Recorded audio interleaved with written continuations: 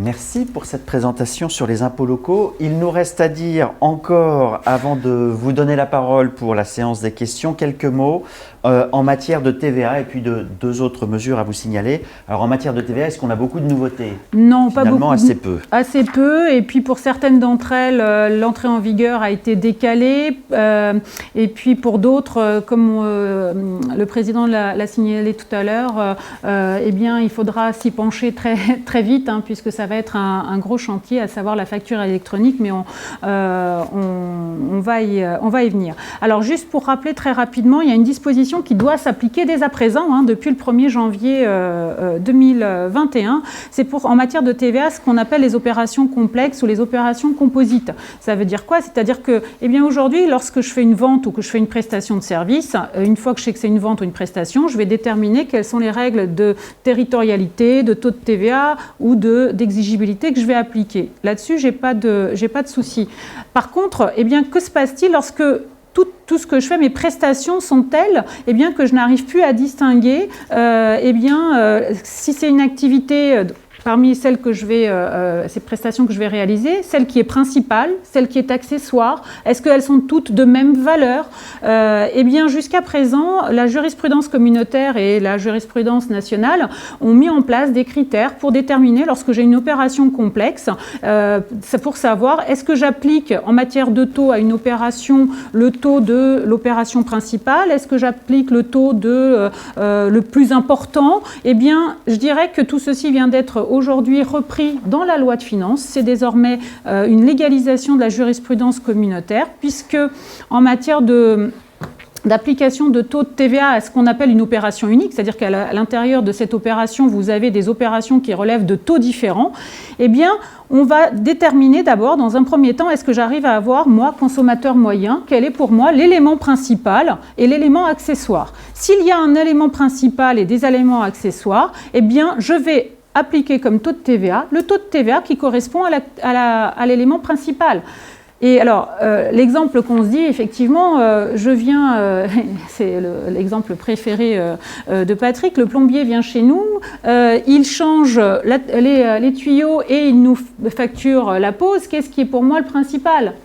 Est-ce que c'est l'achat des tuyaux de cuivre ou est-ce que c'est l'installation de la plomberie? Donc, qu'est-ce qu'a fait le plombier? Il m'a fait une vente ou est-ce qu'il m'a fait une prestation de service? Qu'est-ce que je détermine? Comment je sais ce qui est là, en l'occurrence? Eh bien, si l'élément principal, j'arrive à déterminer l'élément principal, eh bien, j'appliquerai le taux de TVA afférent à l'élément principal. Alors, il y a une exception à ça, me dit-on, c'est lorsque l'opération principale relève du taux de 2,10.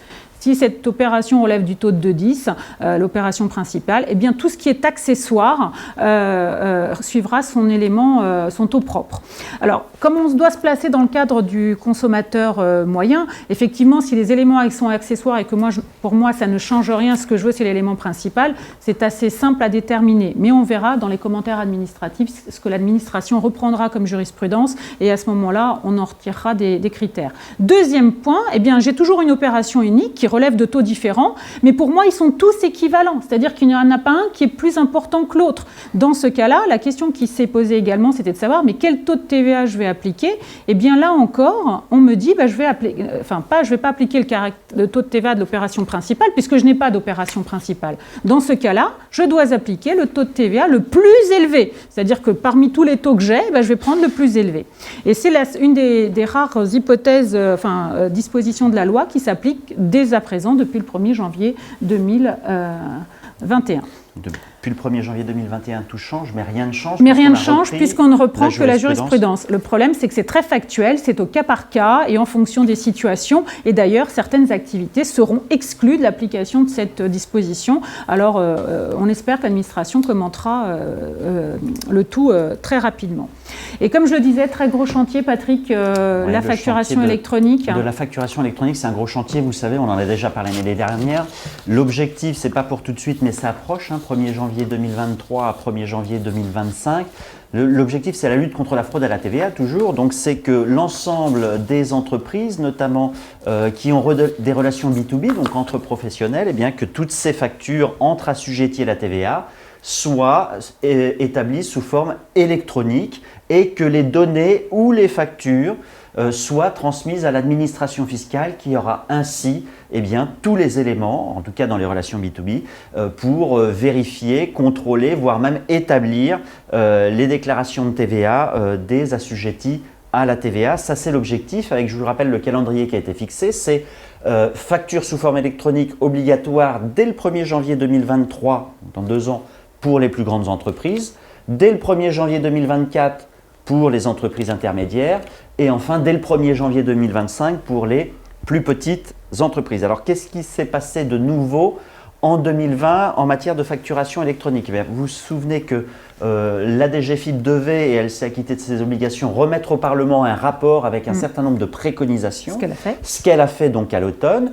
où elle préconise qu'il y ait plusieurs plateformes qui soient les récipiendaires de ces factures électroniques. Et donc, a priori, en tout cas d'après le rapport de la DGFiP, on n'aura pas une seule plateforme publique, mais plusieurs plateformes privées, le cas échéant, qui pourront être certifiées par l'administration fiscale. Et vous savez que le Conseil supérieur travaille sur cette hypothèse de plateforme de facturation électronique. L'autre élément important qui est signalé, qui n'est pas encore adopté, mais qui est dans le rapport de la DGFiP, c'est que même si tout le monde n'a pas l'obligation d'émettre des factures électroniques à compter du 1er janvier 2023, ce qu'envisage la DGFiP, c'est que toutes les entreprises, quelle que soit leur taille, soient en capacité de recevoir dès le 1er janvier 2023 des factures électroniques de leurs prestataires et fournisseurs. Donc, s'il n'y a pas d'obligation d'émission générale au 1er janvier 2023, il pourrait y avoir une obligation générale de réception des factures électroniques par toutes les entreprises. Alors, on suit bien sûr ces chantiers de près. C'est un gros chantier pour la DGFiP qui a mis en place 4 groupes de travail différents sur le sujet de la facture électronique, puisqu'elle doit, dans les 9 mois qui viennent, donc d'ici le mois de septembre prochain, procéder donc à ces choix stratégiques et à la mise en place donc de différentes solutions dans le cadre d'ordonnances, puisque la loi de finances autorise le gouvernement à prendre des ordonnances sur la généralisation de la facture électronique, dans les 9 mois qui viennent, donc chantier à suivre attentivement et on reviendra bien évidemment au cours de l'année 2020 vers vous pour vous tenir informé de ces évolutions. Alors très rapidement, un mot sur le e-commerce, parce que finalement, l'année dernière, on nous avait annoncé, enfin tu as annoncé à tout le monde des modifications, une réforme. Cette réforme, aujourd'hui, ce qu'on nous annonce, c'est qu'elle est juste repoussée de quelques mois, puisqu'au lieu de rentrer en vigueur au 1er janvier 2021, elle rentrera en vigueur le 1er juillet. Et alors c'était quoi? Eh bien tout simplement, c'est dans le cadre des relations entre les professionnels et les particuliers qui sont dans l'Union européenne. Donc aujourd'hui, quand moi j'achète sur un site auprès d'une entreprise qui est anglaise, pardon, pas à dire ça, italienne, espagnole, et ainsi de suite, eh bien, en l'occurrence, je dois savoir si je vais payer la TVA et où est-ce que je la paye. Et effectivement, en fonction d'un seuil de chiffre d'affaires qui aujourd'hui est de 10 000 € pour tous les États membres, puisque c'est dans le lieu où se trouve le consommateur final, où je me trouve, que la taxation aura lieu. Donc, si on fait l'inverse, c'est-à-dire que si on a un Italien qui va acheter en France, en Allemagne, en Espagne, eh bien, en l'occurrence, s'il dépasse le seuil de 10 000 €, il devra payer de la TVA française auprès du fisc. Sachez que pour tous ces échanges, il existe un portail qui vous permet de payer toutes ces TVA étrangères si vous êtes dans ce cadre-là. Donc, vigilance à partir du 1er janvier. Si vous avez des clients entreprises qui vendent à des particuliers, oui. Et s'il y a des clients hors France dans l'Union européenne pour plus de 10 000 €, attention, nouvelles règles qui vont s'appliquer. Okay. Vous devrez, sur ces ventes, appliquer la TVA du consommateur. Si vos clients sont italiens, vous devrez appliquer la TVA italienne sur vos ventes françaises. Et enfin, pour finir, bonne nouvelle, presque une bonne nouvelle, hein, c'est pour les tests. Le taux de Oui. TVA sur les tests Covid, alors quelle que soit la forme du test, hein, si j'ai bien compris, sérologique, nasopharyngé. La presque bonne nouvelle, c'est que le taux de TVA est nul sur ces tests, hein, donc pas de TVA à reverser à l'État. Ce qui est un petit peu plus inquiétant, c'est quand on voit l'amplitude du dispositif fiscal de faveur, c'est-à-dire qu'il n'y aura pas de TVA sur ces tests jusqu'à la fin de l'année 2022. Ça veut dire qu'on n'est pas prêt de ne plus avoir recours à ces tests pour détecter la Covid-19.